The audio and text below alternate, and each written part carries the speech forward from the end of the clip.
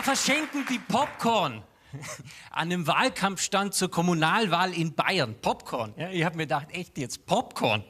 Da steckt der Populismus doch schon im Wortlaut des Geschenks. Popcorn. Du, wenn ich mein Kind frage, magst du Popcorn? Magst du ein Popcorn? Oder magst du ein Vollkornbrot? Ja, da kann ich mich schleichen mit meinem Pumpernickel. Ja, Populismus. Ich persönlich dachte ja immer, Populismus ist eine Zwangsneurose. Ja, also Popel ist, muss. Ja. Und nichts für ungut, ja. Ich habe mit Populismus kein Problem. Mir persönlich schmeckt der Rotz halt nicht. Ja. Aber gut, sind wir ehrlich, ja. Jeder hat's mal probiert. Als Kind hatten wir's doch mal, oder Sie haben doch auch mal als Kind, ja, mal so einen Rami. Und so wie Sie mich anschauen, haben Sie es auch genossen, gell? Aber man entwickelt sich kulinarisch doch weiter, oder? Also nach der Popelphase kommt die McDonalds-Phase, ja? Bis man feststellt, so ein Big Mac schmeckt auch nicht nach dem, was es eigentlich ist. Ja? Was ist ein Big Mac? Ja? Ein Fleischkirchle in einem Semmel. Fleischkirchle, sagen wir in Bayerisch, Schwaben, kennen Sie das? Fleischkirchle.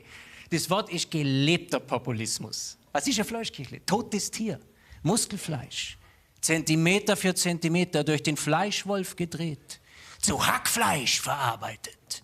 Und dann wird das Ganze in Form gebracht und gewürzt und wir nennen es Küchle. Süß. Das toppt nur noch der Oberbayer. Der sagt Fleischpflanzerl, damit's der Veganer auch fressen kann. Ja, Populismus, ja. Ein schönes Versprechen, ja, das mit der Wahrheit nichts zu tun hat, aber ein Gefühl erzeugt. Elektroautos zum Beispiel. Ja. Elektroautos haben Vor- und Nachteile, brauchen wir nicht drüber reden. Ja. Umwelttechnisch viel besser. Noch haben Elektroautos aber auch immer was mit Durchfall gemeinsam. Man weiß nie sicher, ob es noch bis heim reicht. Ja.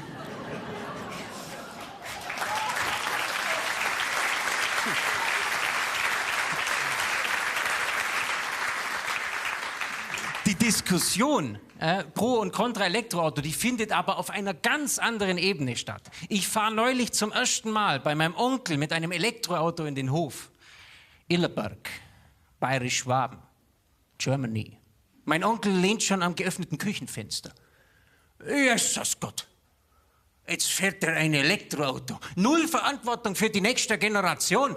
Boah, du kannst doch kein Elektroauto. Was macht ein Kind, das Bobbycar fährt? Lenken? Falsch! Es macht Brumm, Brumm, Brumm, Brumm, Brumm. Ah, weil ohne ein Brumm, Brumm ist doch eine frühkindliche musikalische Entwicklung nicht denkbar.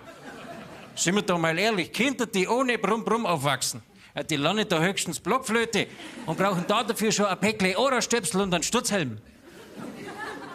Onkel, gibt's für deine Argumentation auch irgendwelche Belege? Ja, selbstverständlich. Oder glaubst du vielleicht, dass eine Diana Damrau, kennst du ja, Opernsängerin, Weltstar von Günzburg, glaubst du, dass eine Diana Damrau, eine Königin der Nacht aus Mozarts Zauberflöte, mit einer solchen Inbrunst singen könnte, wenn sie nicht bereits als Kind in Günzburg bei Nebel im Morgengrauen und Kälte einen Bulldog gehört hätte, der nicht anspringt? Bra, brumm, bra, brumm. Bra, bra, bra, bra, bist mein Traktor nimmer mehr. Populismus am Beispiel Brumm Brumm. Dankeschön, das war's von mir.